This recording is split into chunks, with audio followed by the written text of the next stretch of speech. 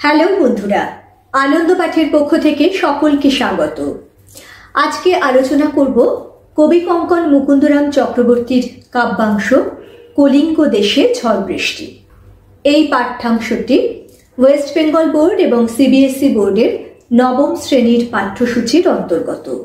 কবি পরিচিতি, কবিতার উৎস ও প্রেক্ষাপট এবং শব্দার্থ সহ প্রত্যেকটি লাইন ধরে বিস্তারিত ব্যাখ্যা থাকবে আজকের এই আলোচনায়।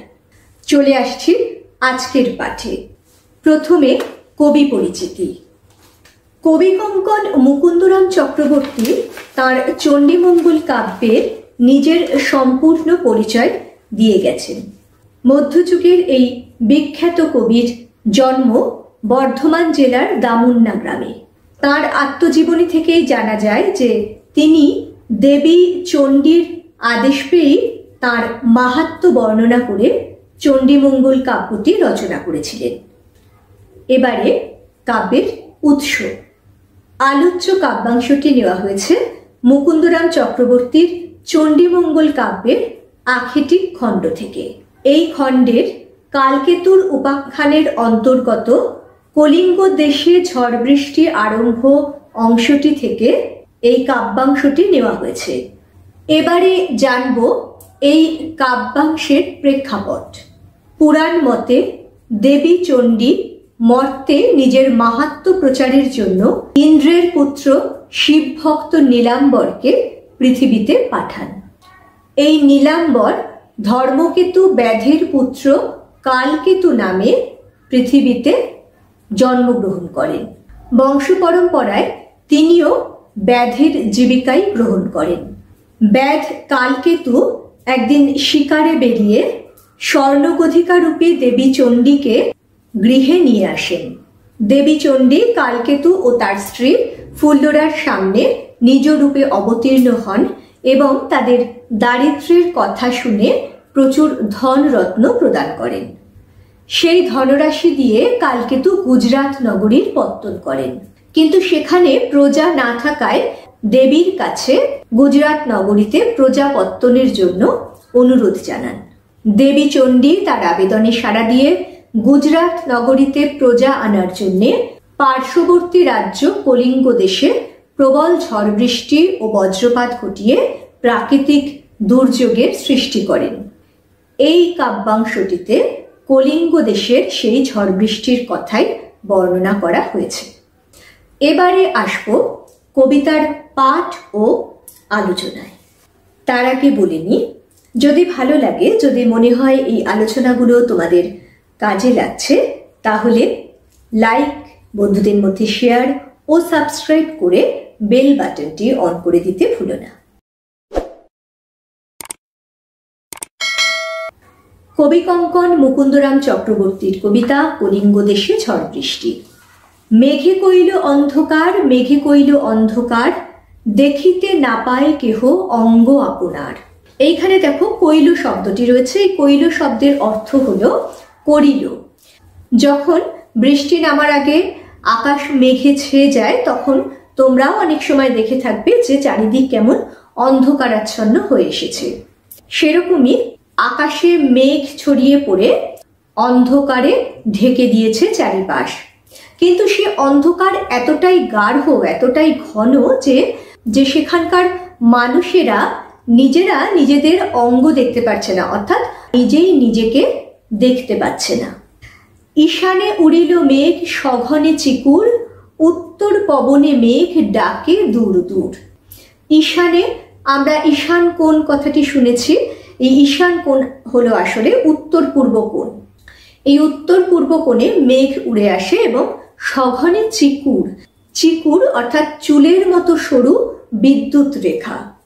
যখন আকাশে মেঘ করে আসে, বিদ্যুৎ চমকায় এবং বাজ পড়ে। এখানেও এই যে মেঘ ডাকে দূর, মেঘ ডাকা অর্থাৎ সে বাজ পড়ার কথাই বলা হয়েছে। নিমিষেকে জোরে মেঘ গগন মণ্ডল, চারি মেঘে বরিশে মুষলধারে জল। নিমিষেকে অর্থাৎ নিমেষের মধ্যে, একেবারে মুহূর্তের মধ্যে চারিপাশ থেকে মেঘ ছুটে এসে গগন অর্থাৎ সম্পূর্ণ আকাশকে ঢেকে ফেলেছে। সেই সঙ্গে চারি মেঘে বরিশে মুষলধারে জল। এই যে চারি মেঘে ব্যাপারটা কি? এই কাব্যাংশের মধ্যে তোমরা বহু জায়গায় পুরাণের ছোট ছোট কাহিনী জানতে পারবে। পুরাণ মতে বৃষ্টির দেবতা ইন্দ্রের 4টি মেঘ, যাদের নাম সম্বর্ত, আবর্ত, পুষ্কর ও দ্রোণ। এই চারি মেঘ থেকে মুষলধারে বৃষ্টিপাত হচ্ছে। কলিঙ্গে উড়িয়া মেঘ ডাকে উচ্চনাদ, প্রলয় গনিয়া প্রজা ভাবয়ে বিষাদ। চারিপাশ থেকে মেঘ উড়ে এসেছে এবং ভীষণ শব্দে, উচ্চনাদ মানে ভীষণ শব্দে বজ্রপাত হচ্ছে, মেঘ ডাকছে। আর এই আকস্মিক প্রাকৃতিক বিপর্যয় প্রজারা বিষাদাচ্ছন্ন হয়ে পড়েছে। হুড় হুড় দূর দূর বহে ঘন ঝড়, বিপাকে ভবন ছাড়ি প্রজা দিল রড়। হুড় হুড় দূর দূর বহে ঘন ঝড়, এগুলি যখন প্রচন্ড ঝড় বৃষ্টি হয় তখন নানান রকম শব্দ হয়, সেই সব শব্দকেই ইঙ্গিত করা হচ্ছে। আর এইরকম প্রবল প্রাকৃতিক বিপর্যয় প্রজারা ভয় পাচ্ছে। যখন প্রচন্ড ঝড় বৃষ্টি বজ্রপাত হয় তখন সেই ঘরগুলি যে কোনো সময় ভেঙে পড়তে পারে, দেওয়াল চাপা পড়ে, মাথার উপর চাল ভেঙে পড়ে আহত হতে পারে, মানুষের মৃত্যু হতে পারে। তাই ভয়ে প্রজারা কি করলো? প্রজা দিল রড়। শব্দটি বয়শূন্য র, ডয়শূন্য র, এর অর্থ হলো ছুটে পালানো। প্রজারা এই সময় এই প্রচন্ড বিপর্যয়ের মধ্যে আর ঘরে থাকতে ভরসা পেল না। তারা ঘর থেকে ভবন ছাড়ি, ভবন অর্থাৎ গৃহ, এই নিজেদের বাসস্থান, নিজেদের গৃহ ছেড়ে তারা ছুটে পালাতে লাগলো। ধুলে আচ্ছাদিত হইল যে ছিল হরিৎ। হরিৎ অর্থাৎ সবুজ। এই যে চারিপাশে প্রকৃতির যে সবুজ গাছপালা, সেগুলি ঝড়ে এত ধুলো উড়েছে, ধুলো উড়ে চারিপাশ একেবারে অন্ধকারাচ্ছন্ন হয়ে গেছে। এই যে সবুজ প্রকৃতি, তা যেন ঢাকা পড়ে গেছে এই ধুলোয় ধূসরিত হয়ে। উল্টাইয়া পরে শস্য প্রজা চমকি। ভবিষ্যতের জন্য যে শস্যের ভাণ্ডার তারা জমা করে রেখেছিল, এই প্রচন্ড ঝড়ে সেই শস্যের ভাণ্ডারগুলো একেবারে উল্টে পড়তে লাগলো, তাদেরকে ভীষণ রকম ভয় পাইয়ে চমকে দিয়ে। চারি মেঘে জল দেয় অষ্টগজরাজ। চারি মেঘের কথা তো আমরা একটু আগেই জানলাম। এবারে দেখো বলছেন অষ্টগজরাজ। গজরাজ অর্থ হাতি আমরা জানি, কিন্তু এই অষ্টগজরাজ কথাটি এখানে কেন বলা হয়েছে? এর মধ্যেও রয়েছে পুরাণের এক গল্প। পুরাণ মতে এই অষ্টগজরাজ 8টি দিকের রক্ষাকর্তা। আমাদের দিক তো 8টি, সেই 8টি দিক কি কি? উত্তর, উত্তর পূর্ব, পূর্ব, দক্ষিণ পূর্ব, দক্ষিণ, দক্ষিণ পশ্চিম, পশ্চিম এবং উত্তর পশ্চিম। এই যে 8টি দিক, এই 8টি দিক পুরাণ মতে রক্ষা করে 8টি হাতি, সেজন্য বলা হচ্ছে অষ্টগজরাজ। এই 8টি হাতিরও কিন্তু আলাদা আলাদা নাম আছে, আমি একটু বলে দিচ্ছি, তোমরা পারলে নোট করে নিও, কারণ এগুলি কিন্তু পরীক্ষায় ছোট প্রশ্ন হিসেবে আসতেই পারে। এই 8টি হাতির নাম হলো ঐরাবত, পুণ্ডরিক, বামন, কুমুদ, অঞ্জন, পুষ্পদন্ত, সার্বভৌম ও সুপ্রতীক। এই 8টি নাম হলো এই 8টি দিকের রক্ষাকর্তা 8টি গজরাজের। সেই সঙ্গে সঘনে চিকুর পরে ব্যঙ্গ তর্কা বাজ। সঘনে চিকুর পরে মানে ওই যে বিদ্যুৎ চমকাচ্ছে ঘন ঘন এবং বাজ পড়ছে, এই বাজ পড়াকে কিসের সঙ্গে তুলনা দেওয়া হয়েছে? ব্যঙ্গ তর্কাবাজ। ব্যঙ্গ অর্থাৎ ব্যাং। ব্যাং যেমন লাফিয়ে লাফিয়ে পড়ে, ঠিক তেমনই যেন আকাশ থেকে লাফ দিয়ে পৃথিবীর বুকে বাজ পড়তে শুরু করেছে। জলে মহি একাকার পথ হইল হারা। করি শব্দের অর্থ হাতি, আর কর হলো হাতির সুর, অর্থাৎ হাতির সুর দিয়ে সমানে এরকম জল বর্ষণ করা হচ্ছে। মহি, মহি অর্থ পৃথিবী, অর্থাৎ ওই কলিঙ্গ দেশের যে স্থলভাগ, সেই স্থলভাগ একেবারে জলে থই থই পড়ছে। এইভাবে 8টি দিক থেকে এরকম প্রবল ধারায় যে বর্ষণ শুরু হলো, তাতে জল, স্থল, নদ, নদী, সমুদ্র সব একাকার হয়ে গেল। ফলে মানুষ আর পথ খুঁজে পাচ্ছে না, পথও হারিয়ে গেছে। ঘন ঘন শুনি চারি মেঘের গর্জন, কারো কথা শুনিতে না পায় কোনো জন। মেঘের গর্জন অর্থাৎ বাজ পড়াকেই বোঝানো হচ্ছে। ফলে চারিপাশের এই এত আওয়াজ, এত বৃষ্টির শব্দ, ঝড়, এত ঘন ঘন মেঘের গর্জনা, বাজ পড়া, তার ফলে কোনো মানুষের কথাই কেউ শুনতে পাচ্ছে না। সবাই তো ভয়ে চিৎকার করছে, নানান কথা বলছে, কিন্তু কেউ কারো কথা শুনতে পাচ্ছে না।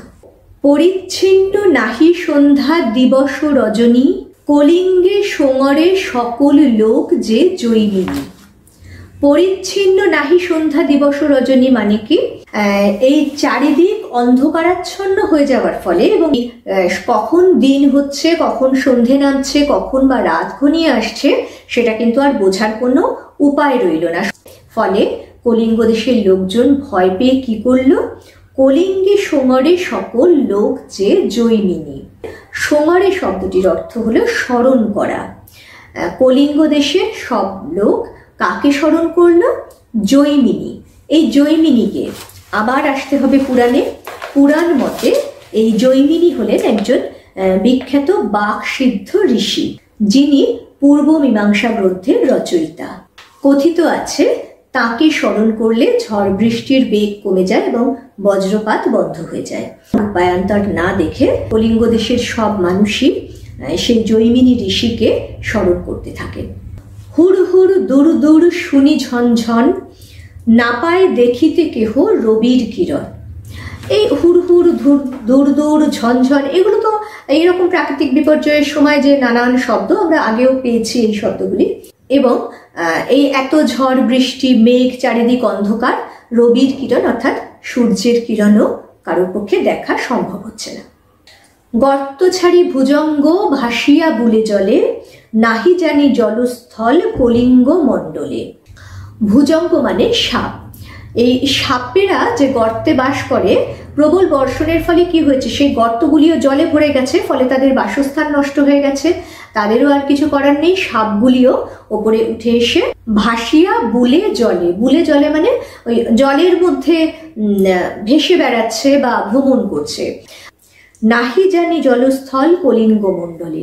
কলিঙ্গ মণ্ডলে মানে সমগ্র কলিঙ্গ দেশটিতে। নাহি জানি জলস্থল, স্থল কি করে জানবে, নদ নদী সমুদ্র খাল বিল সব তো একাকার হয়ে গেছে বৃষ্টির জলে। ফলে সমভূমি বা স্থলভূমি তো কিছু দেখাই যাচ্ছে না।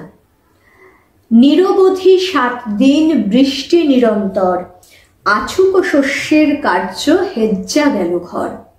নিরবধি, যার কোনো অবধি নেই, যার কোনো শেষ নেই। নিরন্তর অর্থাৎ যার কোনো অন্তর নেই, কোনো বিরাম নেই। 7 দিন এক টানা এক নাগাড়ে বৃষ্টি হয়েই চলেছে। ফলে আরো কি ঘটেছে, আছুক শস্যের কার্য হেজ্জা গেল ঘর। আছুক কথার অর্থ যা ছিল। প্রজারা তাদের নিজেদের ভবিষ্যতের জন্য যে ঘরে যে শস্য জমিয়ে রেখেছিল, সেগুলো এই ক্রমাগত 7 দিনের এক নাগাড়ের বৃষ্টির জলে ভিজে হেজ্জা গেল মানে জলে ভিজে পচে গেল। মেঝেতে পড়য় শিল বিদারিয়া চাল, ভাদ্রপদ মাসে যেন পরে পাকা তাল। মেঝেতে পড়য় শিল, শিলাবৃষ্টি হয়, কিন্তু সেই শিলাবৃষ্টির যে শিল পড়ছে, সেই শিলের আকার এত বড় বড়, এত বিশাল, যাকে তুলনা করা হয়েছে ভাদ্র মাসে যখন পাকা তাল পড়ে এইরকম বড় বড়, সেই পাকা তালের মতো বিরাট বিরাট এক একটা শিল পড়ছে। বিদারিয়া চাল অর্থাৎ বিদীর্ণ করে, ওই চালের উপর যদি ওই রকম বড় বড় ভারী ভারী শিল পড়ে, স্বাভাবিকভাবে তা বিদীর্ণ হয়ে যাবে, ভেঙে চুরে যাবে এবং মেঝের ওপরে এসে পড়লে মেঝের অবস্থাও শোচনীয় হয়ে উঠবে। চণ্ডীর আদেশ পান বীর হনুমান, মঠ অট্টালিকা ভাঙ্গি করে খান খান। বায়ুর দেবতা যে পবন, সেই পবন পুত্র বীর হনুমান, তিনি চণ্ডীর আদেশে কলিঙ্গ দেশের সমস্ত মঠ অট্টালিকা সবকিছু ভেঙে খান খান করে দিচ্ছেন। চারিদিকে বহে ঢেউ পর্বত বিশাল, উঠে পড়ে ঘরগুলা করে দলমল। এই যে কলিঙ্গ দেশের নদ নদী সমুদ্র সমস্ত একাকার হয়ে গেছে 7 দিনের নিরন্তর বৃষ্টিতে, তার ফলে কি হচ্ছে, বিশাল বিশাল ঢেউয়ের সৃষ্টি হয়েছে। সেই ঢেউয়ের বিশালত্ব বোঝাতে এখানে পর্বত সমান ঢেউ বলা হয়েছে, অর্থাৎ পর্বতের যে উচ্চতা সেই রকম বিরাট উচ্চতায় এক একটি ঢেউ উঠছে পড়ছে। সেই সঙ্গে কি হচ্ছে, উঠে পড়ে ঘরগুলা করে দলমল। যে ঘরগুলো ভেঙে ছত্রখান হয়ে গেছে তো গেছে, আর যেগুলো বাকি আছে সেগুলো আর স্থির নেই এক জায়গায়, আর সেগুলো টলমল করছে জলের মধ্যে। চণ্ডীর আদেশে ধায় নদ নদীগণ, অম্বিকা মঙ্গল গান শ্রী কবি কঙ্কন। কলিঙ্গ দেশের আশেপাশের যে অঞ্চলগুলি সেখানেও যে নদ নদী রয়েছে, ধেয়ে মানে ধায়, তারাও এই কলিঙ্গ দেশের উদ্দেশ্যে ধেয়ে আসছে। অর্থাৎ এই যে সমস্ত স্থলভূমি একেবারে ভাসিয়ে নিয়ে চলার চেষ্টা হচ্ছে সেখানকার প্রজাদের উচ্ছেদ করার জন্য, সেটা আরো সাংঘাতিক মাত্রায় করার জন্য চণ্ডী আদেশ দিয়েছেন আশেপাশের সব নদ নদীগুলিকে ওই কলিঙ্গ দেশের দিকে ধেয়ে চলার জন্যে। আর চণ্ডীর এই মাহাত্ম্য প্রচারের কাহিনী গান আকারে গাইছেন শ্রী কবি কঙ্কন। এখানেই এই কাব্যাংশের সমাপ্তি। সুতরাং তোমরা নিশ্চয়ই বুঝতে পারলে যে এই কাব্যাংশটির যে নামকরণ, অর্থাৎ কলিঙ্গ দেশে ঝড় বৃষ্টি, সেই প্রবল ও প্রচণ্ড ঝড় বৃষ্টি অর্থাৎ প্রাকৃতিক দুর্যোগের বর্ণনায় রয়েছে সমগ্র কাব্যাংশটি জুড়ে। এই আলোচনাটি তোমরা যদি সম্পূর্ণ মন দিয়ে শোনো এবং শব্দার্থের অর্থগুলো একটু লিখে নাও, তাহলে কিন্তু তোমরা যখন নিজেরা এটি পড়বে তখন এর অর্থ বুঝতে কোনো সমস্যা হবে না। পরবর্তীকালে বেশ কিছু গুরুত্বপূর্ণ প্রশ্নোত্তর নিয়ে আসবো এই কাব্যাংশটি থেকে। পরের দিন আবারও একটি পাঠ নিয়ে ফিরে আসবো। সঙ্গে সঙ্গে নোটিফিকেশন পেতে চাইলে সাবস্ক্রাইব করে বেল বাটনটি অন করতে ভুলো না। আজকের মতো টাটা।